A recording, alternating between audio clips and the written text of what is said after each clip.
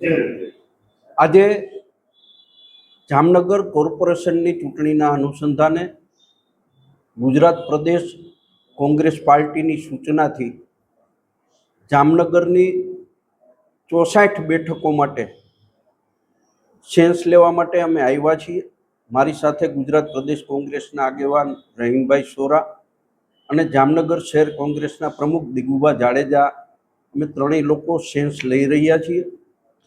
દરેક વોર્ડમાંથી દરેક બેઠકો માટે असंख्य मागणीदारो कोंग्रेस पार्टी पास टिकिट मांगी रह्या छे, पोतानी रजूआतो करी रह्या छे।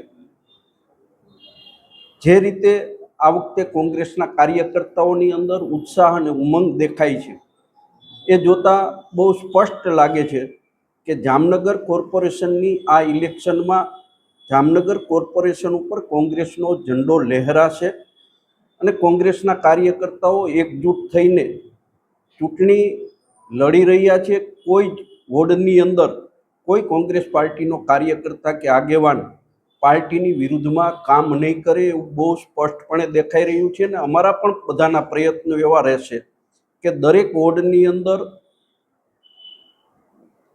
एक साथे समजूतीथी पेनल बनावी अने अमे इलेक्शन लड़वाना छीए अने एना माटेना जे कांई प्रयत्नो करवा पड़ता हशे ए प्रदेश कक्षाएथी अने शहेरना संगठन कक्षाएथी अमे करी रह्या छीए।